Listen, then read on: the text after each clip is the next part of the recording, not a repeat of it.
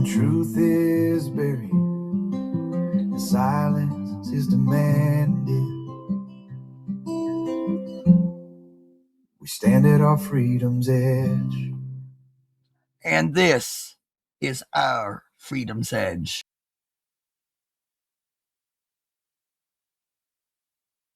Do you hear that? That is the sound of silence. Not peace, not calm, just silence. The kind that follows injustice when people look away. The kind that lingers after cruelty when conscience quietly leaves the room. We've come to mistake silence for decency. We dress it up as, I'm staying out of politics, or we're not taking sides in this issue, or I'm just going to mind my own business right now when it comes to that topic. But here's the truth, and it's an uncomfortable truth. Silence is a side. It's the side of comfort, the side of safety, the side that watches harm unfold and decides staying seated feels easier than standing up. We live in an age where everyone has a platform, but far fewer have a voice. We post, we scroll, we react, but we rarely speak because speaking truth carries a cost. It risks rejection, isolation. It has consequences. And if we're honest, if we're really, really honest with ourselves, most of us calculate the cost before we open our mouths. So instead, we whisper our convictions to people who already agree with us and then have the nerve to call it courage. But silence doesn't keep us neutral. It keeps us numb. And numbness is how a society collapses without ever realizing it's happening. The sound of absence isn't quiet. It's deafening.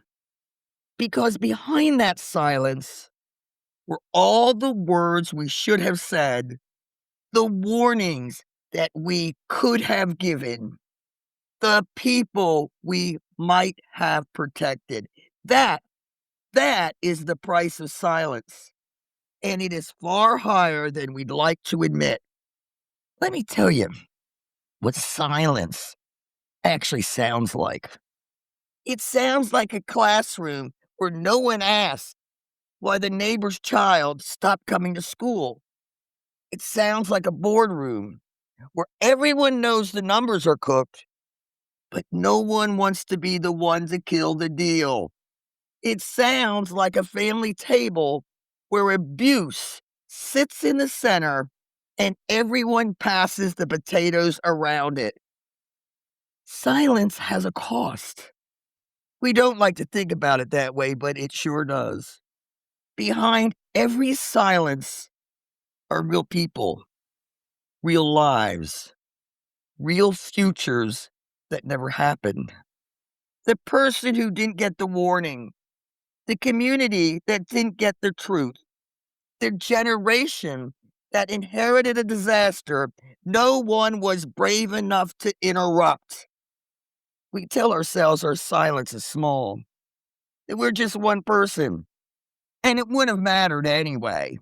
But history isn't built from one loud moment. It's built from a million quiet ones, from a million people who thought exactly that. And those silences compound. The first one makes the second one easier. The second makes the 10th easier.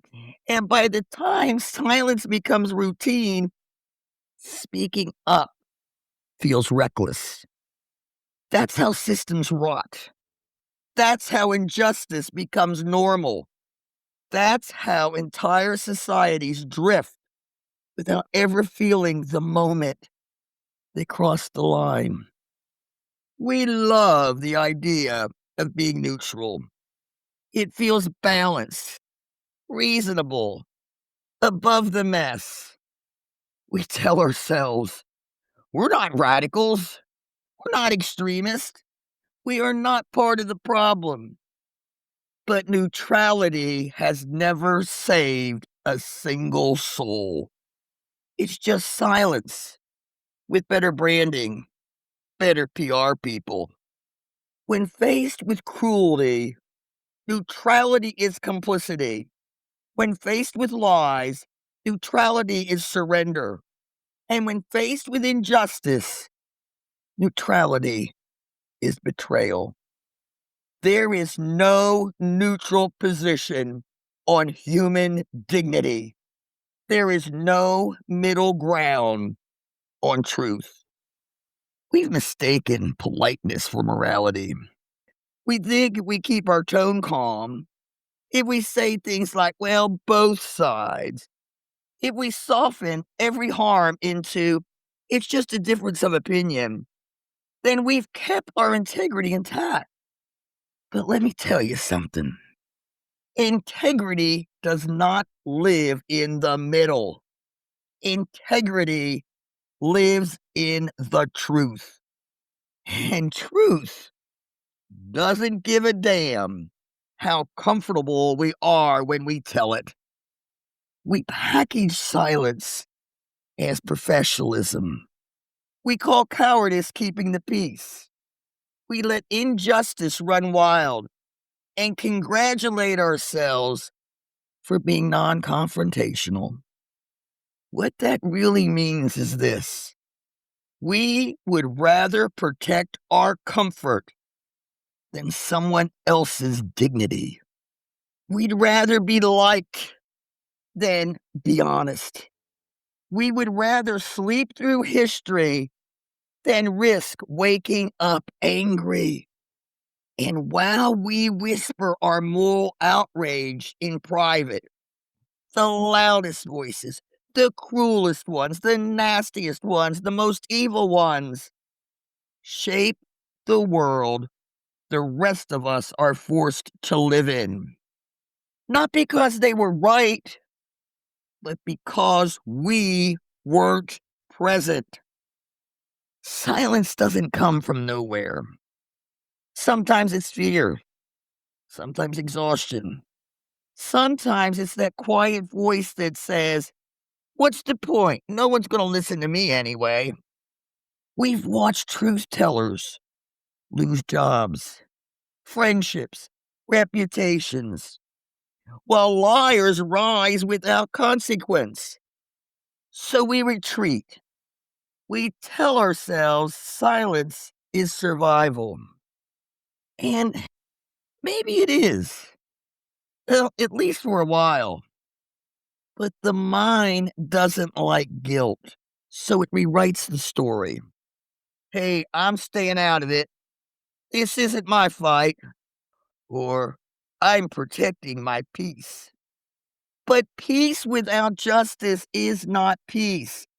It's control dressed up as calm. It's the comfort of pretending consequences belong to someone else. And then there's loyalty. Loyalty to family, loyalty to party, to church, to tribe, to whomever. But loyalty without conscience isn't virtue. It's fear wearing a familiar face. And then there's fatigue. That deep spiritual exhaustion that comes from caring too long in a world that doesn't. We scroll past cruelty until it stops shocking us. And slowly we go numb. That's what silence does. It doesn't just protect the powerful, it erodes the soul of everyone else. But make no mistake, every moment of silence is a decision, and every decision carries a cost. There's a moment, and if you're really honest with yourselves, you felt it, when staying quiet feels safer than speaking up. Not because you don't know what's right, but because you know exactly what it will cost you. I've been there. I have been there more than once in my life. Let me share a story. Many years ago, when I went to work for the Department of Social Services, I was told that reporting a family for abuse would be one of the hardest parts of my job. I remember thinking, well, how could that be? Is it my job to protect children? It sounded simple in theory. Clear lines, clear rules, clear responsibility. And then one day it happened. I had to make the call. I had to report the abuse. And suddenly it wasn't simple anymore. Because when you're the one holding the phone, you're not just reporting a case, you're disrupting a family. You're stepping into someone's life at its most fragile, its most painful, its most exposed moments. Knowing silence would be far more damaging. But you know that what you're about to do will bring investigators, interviews, questions, and a level of scrutiny that no family ever wants. You know the parents will feel betrayed. You know the child will feel scared. You know the system isn't perfect. And so often, the outcome isn't either. And you feel the weight of that. You feel the weight of knowing that even when you're doing the right thing, there will be consequences. Not clear ones, not painless ones, just necessary ones. It's hard because you don't get to see the ending right away. You don't know if the family will heal. You don't know if that child will be safe tomorrow. You only know that staying silent would guarantee one thing: nothing would change. And that's when it hit me.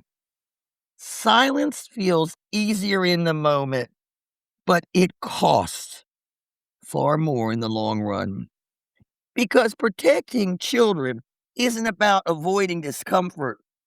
It's about choosing responsibility over relief. It's about understanding that the hardest calls are often the most important ones. And sometimes doing the right thing doesn't feel brave. It just feels heavy. So you make the call, not because it's easy, but because it's necessary. But that pause, as you process that calculation, that's where silence is born. It's the moment we weigh truth against comfort, integrity against belonging, and conscience against consequence. And too often, we don't choose what's right. We choose what hurts less. We tell ourselves, we'll speak up later, but later has a way of never coming. History isn't written only by the victors.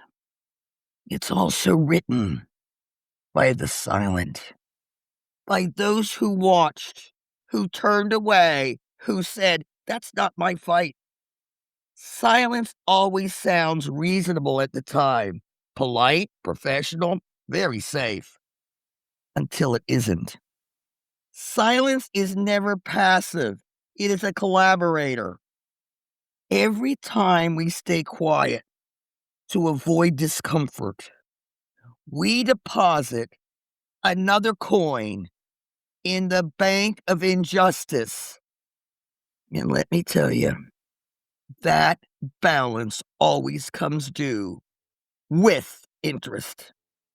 Every lie that grew into a movement began with silence. Every system that crushed the vulnerable was fed by people who knew better but said nothing. We like to call it looking the other way, but there is no other way. There's only what we allow. And when we allow cruelty, we own a piece of it. Courage doesn't always roar.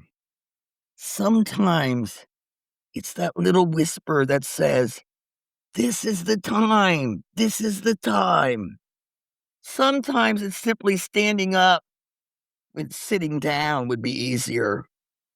We keep wanting heroes and we keep waiting for heroes.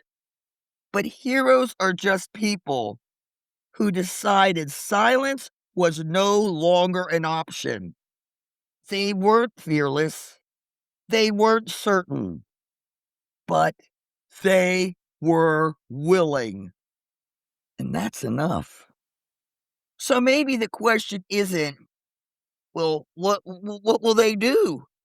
Maybe the question is, what will I do? Because silence doesn't keep us safe. It just delays the danger until it's standing at our own front door. Here's a challenge. This week, notice the moment you're tempted to stay silent. The meeting where you bite your tongue. Conversation that you exit early. The injustice you scroll past on Facebook. When that moment comes, don't rush past it. Sit with it. Ask yourself what silence is protecting and who it's costing. You don't have to shout out anything. You don't need to argue with anyone. You don't need to even talk about it. But you do have to choose. Because silence is still a decision. And every decision writes a line in history, even the quiet ones. Then ask yourself, are you willing? This is our Freedom's Edge, where courage meets conscience. Stay vigilant, stay loud, stay free, and stay on the edge with me. When truth is buried and silence is demanded, we stand at our freedom's edge.